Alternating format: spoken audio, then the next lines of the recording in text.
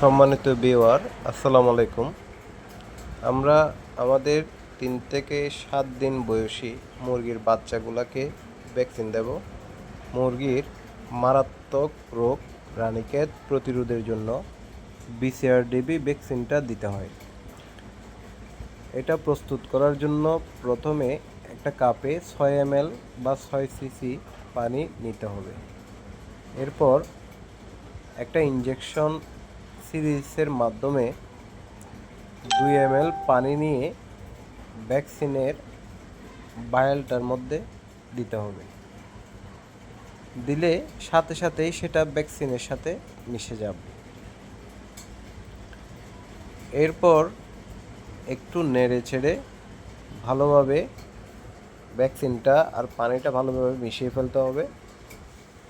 তারপরে মিশ্রিত ভ্যাকসিনটা ওই যে বাকি যে 4 ml পানি আছে তার সাথে মিশিয়ে একটা 6 ml এর পূর্ণাঙ্গ 6 ml এর একটা দ্রবণ প্রস্তুত করতে হবে।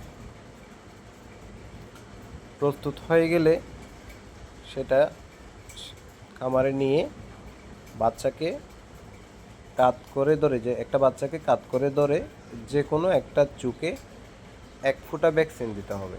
যে কোনো এক চুকে 1 ফোঁটা ভ্যাকসিন দেওয়ার পরে লক্ষ্য করবেন সে যদি কিছু খাওয়ার মতো করে, অর্থাৎ মুখটা একটু নাড়ে, তাহলে বুঝতে হবে ভ্যাকসিনটা সম্পন্ন হয়েছে।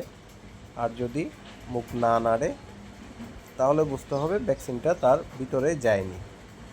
তাহলে পুনরায় তাকে আরেকটু ভ্যাকসিন দিতে হবে।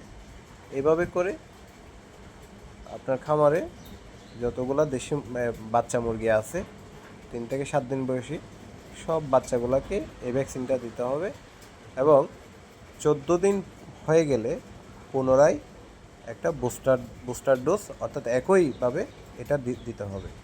তাহলে আপনার মুরগি রোগমুক্ত থাকবে। ধন্যবাদ।